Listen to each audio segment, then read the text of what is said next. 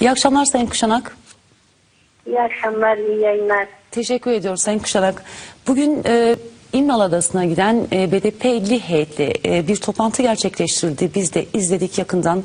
Toplantı sonucunda Sayın Demirtaş basın mensuplarının sorularını yanıtladı. Ancak ayrıntıları da sizden almak istiyoruz. Heyetin aktardıkları bundan sonraki sürece ilişkin Kürt Halk Önderi Abdullah Öcalan'ın yaklaşımına ilişkin neler ifade edeceksiniz izleyicilerimize? Evet, öncelikle bugün basında çokça bu görüşmeyle ilgili haber ve köşe yazısı vardı. Ve bu haberleri öyle zannediyoruz ki hükümet kaynaklı bilgilerdi. Bir kısmı gerçekti, bir kısmı spekülasyondu, bir kısmı manipülatifti. Biz bu nedenle bugün bir açıklama yapma ihtiyacı duyduk. Çünkü en nihayetinde o görüşmeyi yapan bizim milletvekili arkadaşlarımızdı, BDP heyetiydi. Kamuoyu sanki bu bilgiler bizden yayınlanmış gibi algılayabilir. Bu doğru olmazdı. Bu nedenle biz gerçeği ve hakikati paylaşabileceğimiz kadarıyla kamuoyuna paylaşmaya karar verdik bugün yaptığımız toplantılar sonucunda.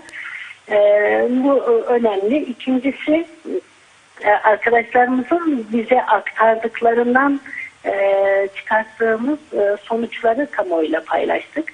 Birebir Sayın Öcalan'ın oradan söylediklerini aktarmak değil, biz anladığımızı, biz bu görüşmelerden, bu gidişattan ne anladık bunu kamuoyuyla paylaştık.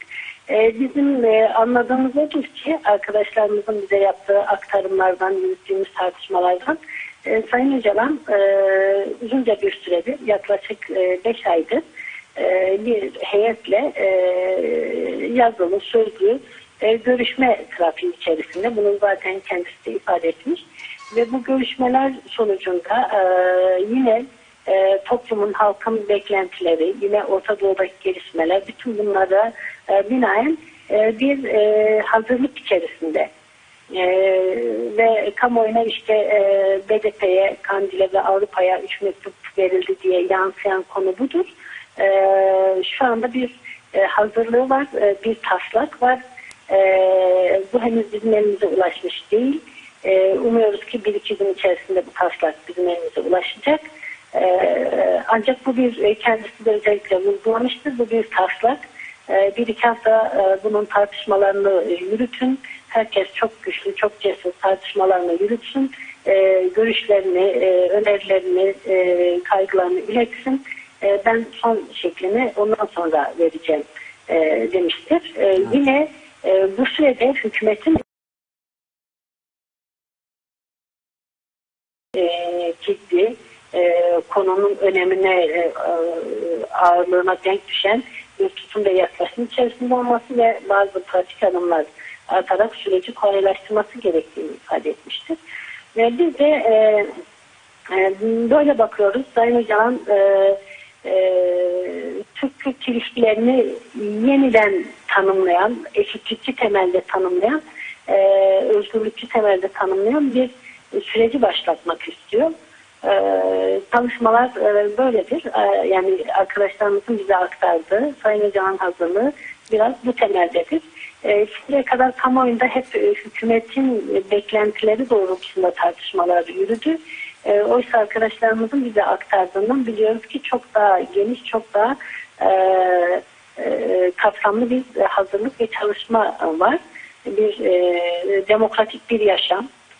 Artık eskisi gibi yaşamayacağız. Demokratik bir yaşam nasıl olabilir? Özgürlükçü, eşitlikçi temelde yeniden nasıl kurabiliriz ilişkilerimizi?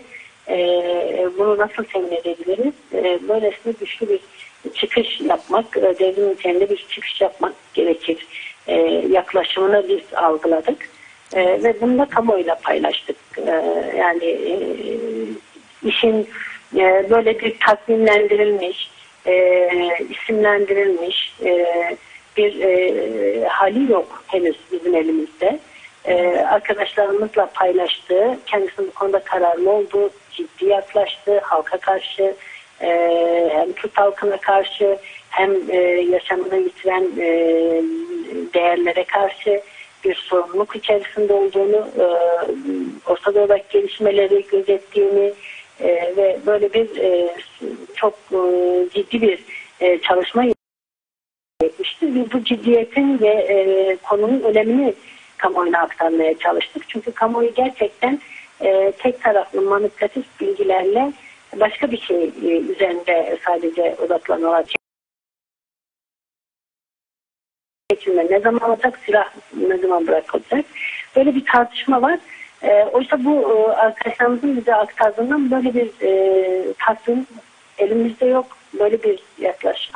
Ama çok ciddi, çok kararlı, çok kapsamlı bir yaklaşımla demokratik bir gelecek, eşit özgür bir yaşam, demokratik bir yönetim nasıl kurulabilir, Kürt-Türk ilişkileri yeniden nasıl kurulabilir, bunu tartışan, buna dair felsefi, ilkesel yaklaşımlarını da kaleme alan bir durum söz konusu. Fakat bu metinler henüz elimizde yok. Böyle bir metin yok. Yani bunu açıkça kamuoyuna ifade etmek istiyoruz. Umuyoruz en kısa zamanda bu metinler bize ulaşırsa biz de